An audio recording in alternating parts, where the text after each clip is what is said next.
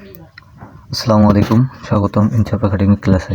আজ আমরা শিখব জাবেদা নির্ণয়ের শর্টকাট টেকনিক, অর্থাৎ কোন লেনদেন ডেবিট হবে আর কোন লেনদেন ক্রেডিট, সেটা দ্রুত বুঝে ফেলার সহজ টেকনিক। প্রথমে জানি জাবেদা কি। জাবেদা বা জার্নাল হলো লেনদেনসমূহ প্রথমবারের মতো ধারাবাহিকভাবে তারিখ অনুযায়ী লিখে রাখার বই। একে প্রাথমিক বইও বলা হয়। জাবেদার মূল কথা মনে রাখার কৌশল। প্রথমবারের মতো লেনদেন যেখানে লেখা হয় সেটাই জাবেদা। জাবেদা বা জার্নাল এর অপর নাম হচ্ছে প্রথম খাতা বা প্রাথমিক হিসাব বই।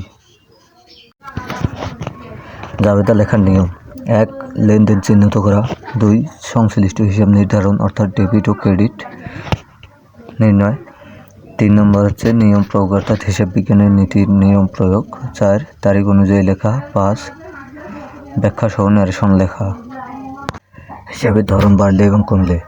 সম্পদ সর্বদা ডেবিট নির্দেশ করে, বাড়লে ডেবিট, কমলে ক্রেডিট। ব্যয় বাড়লে ডেবিট, কমলে ক্রেডিট। দায় বাড়লে ক্রেডিট, কমলে ডেবিট। মালিকানা সত্ত্ব বা ইকুইটি বাড়লে ক্রেডিট, কমলে ডেবিট। আয় বা ইনকাম বাড়লে ক্রেডিট, কমলে ডেবিট।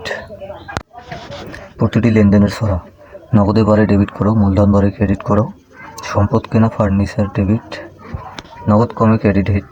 ভাড়া দিলাম, ব্যয় বাড়ে ডেবিট, নগদ গেল ক্রেডিট হিট।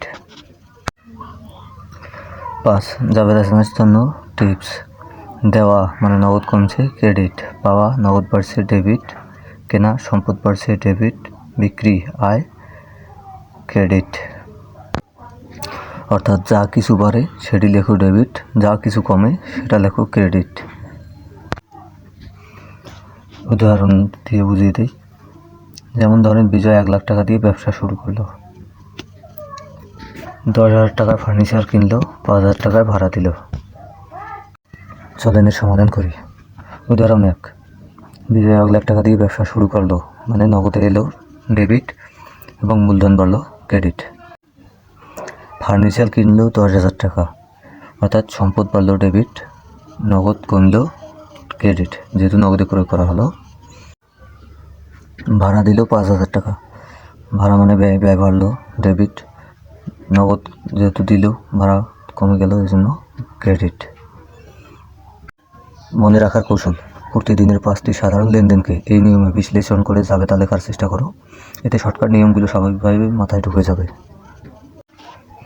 উদাহরণ সহ মনে রাখার কৌশল: 1. নগদ টাকা আসলো ডেবিট, নগদ একটি সম্পদ, সম্পদ বাড়লে মানে ক্রেডিট।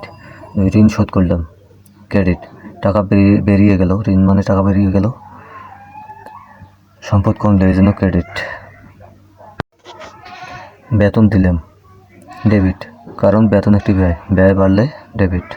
পণ্য বিক্রি করলাম ক্রেডিট, পণ্য বিক্রয় মানে আয়, এই জন্য আয় বাড়লো, আয় বাড়া মানে ক্রেডিট, এই জন্য বিক্রিত পণ্যের ব্যয় সমান ক্রেডিট।